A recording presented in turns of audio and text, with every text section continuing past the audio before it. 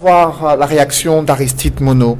Dans cette tribune, Oswald Baboké dit plusieurs centaines de millions de francs CFA qui auraient pu servir à la construction des écoles, des hôpitaux, des routes, servent à alimenter des pseudo-lanceurs d'alerte pour qu'ils brisent des carrières, créent le doute, la zizanie et la méfiance à la tête de l'État. C'est un jeu de massacre politique entre pseudo-collègues et la loyauté entre faux homologues et pseudo-camarades qui rêvent d'une ascension politique.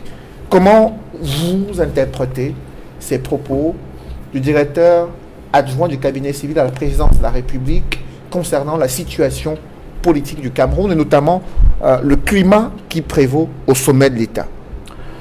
C'est que nous faisons, j'ai parcouru le texte, je pense qu'il est assez fort, il est pertinent. Seulement, l'auteur me semble assez querellable, surtout sa bonne foi.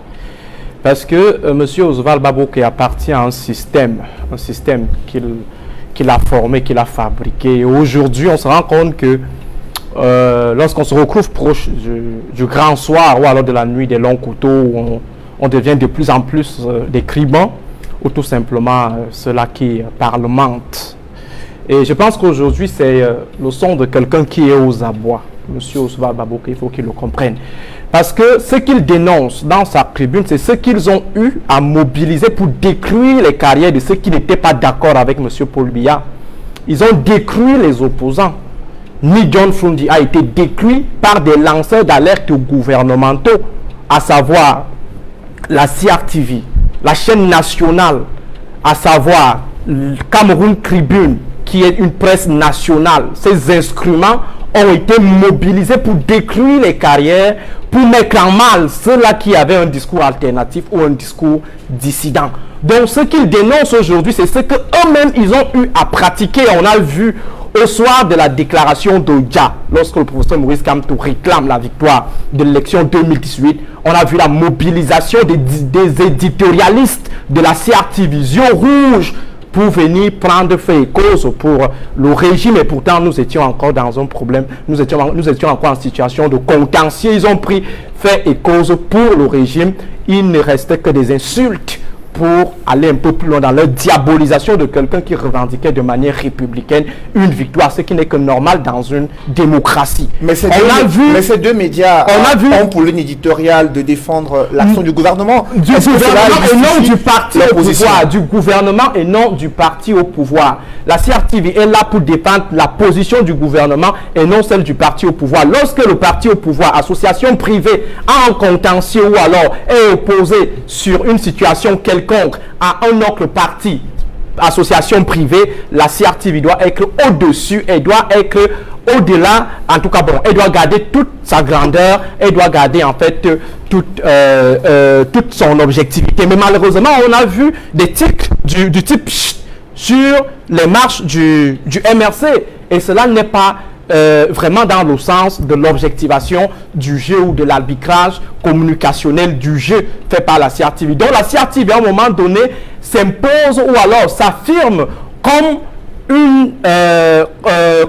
un organisme de commande, un organisme à gage qui produit tout simplement un discours qui vise le maintien et l'éternisation d'un autre pouvoir, parti, association privée, et qui fait la promotion de la diabolisation de ceux qui ne sont pas d'accord. Donc il faut qu'on comprenne, qu'on fasse comprendre à M. Oswald Baboké qu'aujourd'hui, les lanceurs d'alerte n'ont que copié ce que la CRTV a eu à faire, ce que Cameroun Tribune a toujours fait pour détruire les carrières de ceux qui n'étaient pas d'accord avec le régime.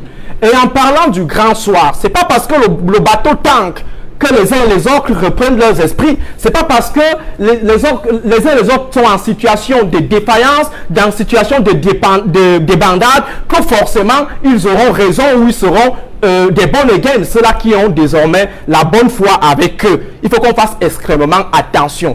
Ce qui se joue, ou alors ce qui s'offre à l'analyste que je suis, en termes de configuration dans la quête du pouvoir après le président Paul Biya, c'est d'abord une situation intra-système. Cette situation intra-système oppose deux camps. Lesquels? Il y a le premier camp qui est le camp Boulou, c'est-à-dire le camp qui se revendique de la communauté primaire naturelle du président de la République, qui a déjà eu à positionner certains dauphins détruits et aujourd'hui, on sait bel et bien qu'il y a des têtes qui s'élèvent ou alors des têtes qui sont positionnées comme les têtes de proue de la reproduction de ce camp présidentiel primaire. On peut voir des têtes telles que celles du ministre Motazé. On a maintenant le côté de la belle famille du président de la République. On a une tête qui se positionne, le ministre Ngongo. Et on sait qu'aujourd'hui, il y a des manœuvres de configuration, d'alliance pour essayer de donner une certaine épaisseur sociologique à ce groupe-là ou à ce camp-là pour faire face